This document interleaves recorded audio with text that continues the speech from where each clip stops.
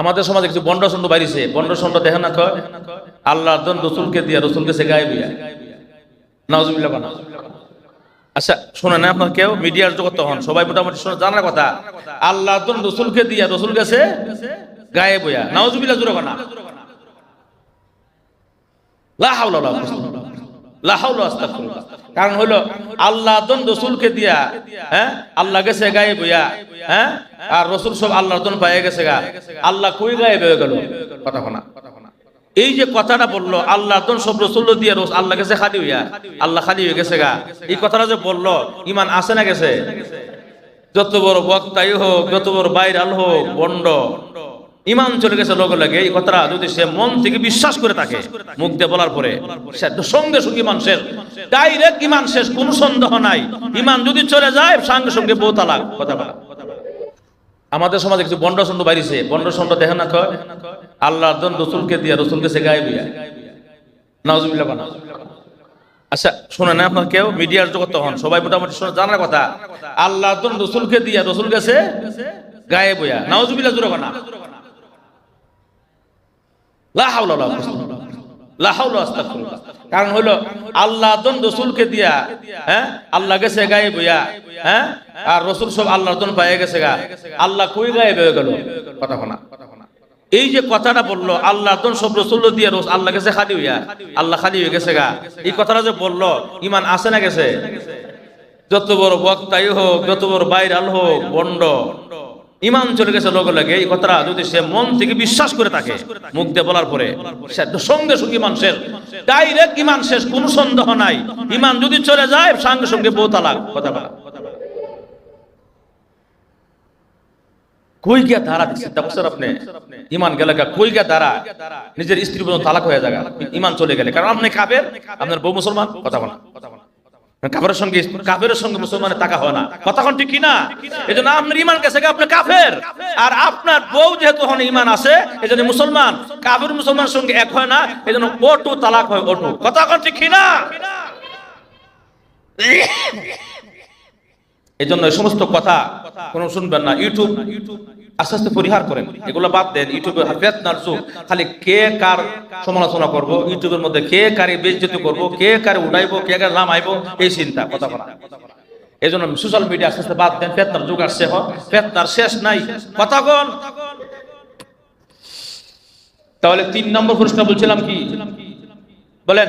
রিজিকের প্রশস্ততা আল্লাহ, রিজিক আল্লাহ দূর করে দিবেন। রিজিক আল্লাহ তাআলা অটোমেটিক আল্লাহ রিজিকের ব্যবস্থা করবে। কেমনে করবে আল্লাহ নিজেও জানেন না। 3-4 নম্বর হলো অবশ্যই আপনার ঈমান হালতে মৃত্যু হবে। কখনো আস্তে কইছি ঈমানি হালতে, ঈমানি হালতে মৃত্যুটা কিন্তু আমাদের মূল টার্গেট কথা কোন। সারা জীবন আমরা যা কিছু করলাম না করলাম, আমাদের সবাই চায় আমার শেষটা যেন ভালো হয়, আমার যেন ঈমানের সঙ্গে মৃত্যু হয়, এটা সবার কামনা যখন ঠিক কিনা? ঈমানের সঙ্গে যদি আমার মৃত্যু চাই, অবশ্যই আমাকে দুনিয়ার চালচলন ভালো করতে হবে। দুনিয়া শিরিক করা যাবে না, শিরিক আল্লাহর সাথে শরীক করা যাবে না। ঈমান চলে যায় যে কাজ, এই কাজ করা যাবে না। অবশ্যই আল্লাহর প্রতি একদিন ডাকতে হবে, আল্লাহই সব করবে, আল্লাহ আমাকে বাঁচাবে, আল্লাহ আমাকে খাওয়াবে, আল্লাহ জীবন দেয়, আল্লাহ মরণ দেয়, আল্লাহ সব করে। আল্লাহ কোনো কিছু এমন নাই যে পারে না, সব কিছু আল্লাহ পারে। জোরে বলেন সুবহানাল্লাহ।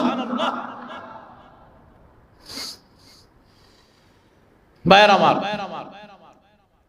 রাসূলের সাহাবী, একজন সাহাবীর নাম ছিল সাঈদ ইবনে আমির আল জুমাহি। সাঈদ ইবনে আমির আল জুমাহি রাসূলের সাহাবীর নাম। উনি হিমস একটা রাষ্ট্র ছিল, হিমস একটা দেশ ছিল, সেই দেশের গভর্নর ছিল, গভর্নর হিমস। তো হিমসের গভর্নর হিসাবে কেমনে হইল?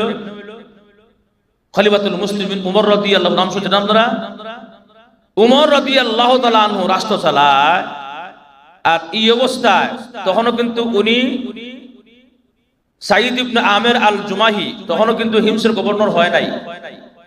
তো এই অবস্থা হযরত উমর রাদিয়াল্লাহু আনহুকে বলেন, উমর দেশটা সুন্দর করে চালায়ো, বেশম করো না। জবাব দেবো আল্লাহর কাছে খবর আছে কথা বলা। দেশটা সুন্দর করে চালায়।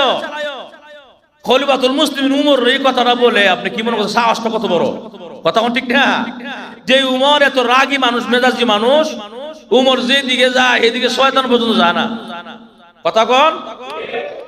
এখনো পর্যন্ত মসজিদে নববীর দিকে একটা দরজা আছে, একটা গেট আছে, বাবে উমর, বাবে কি উমর, এই উমর গেটটা এখন আছে কেন? ওইদিকে বিশ্ব চলাচল করতে উমর রাদিয়াল্লাহু আনহু, এজন্য বাবে উমর রাখা হইছে।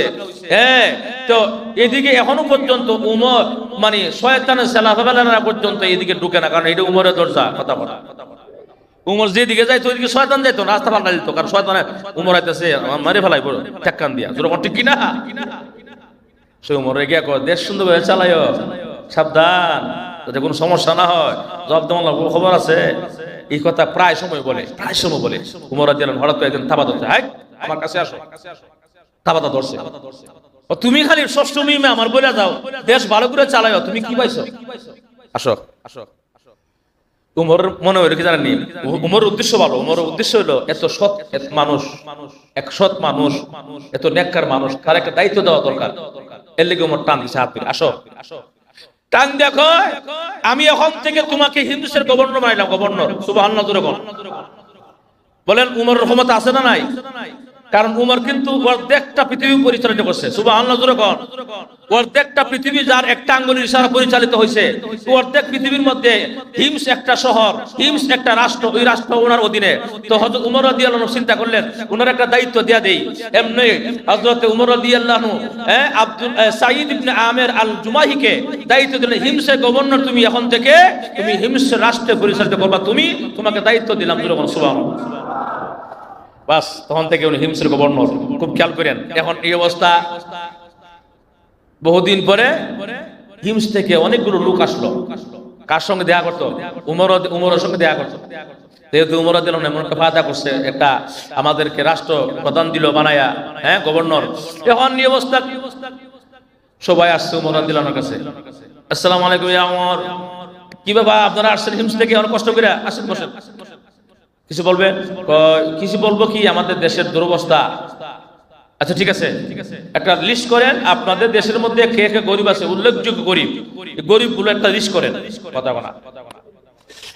উমর রাদিয়াল্লাহু আনহু যখন এই কথা বললেন, একটা লিস্ট করেন, লম্বা সর একটা লিস্ট লিখলো ওই হিমসের লোকেরা ওনার কাছে আইসা, এই গরিব সেই গরিব দেখালো, লম্বা লিস্ট লেখছে। লিস্ট লিখে উমর কাছে নেন, এইটা হলো গরিবদের লিস্ট, যারা অত্যন্ত গরিব। উমর রাদিয়াল্লাহু আনহু লিস্টে হাতের মধ্যে নিয়ে দেখে প্রথম নামটা হইছে সাঈদ ইবনে আমির আল জুমাহি, ওই যে হিমসের গভর্নরের নামটা প্রথম। সুবহানাল্লাহ না আরো জোরে সুবহানাল্লাহ।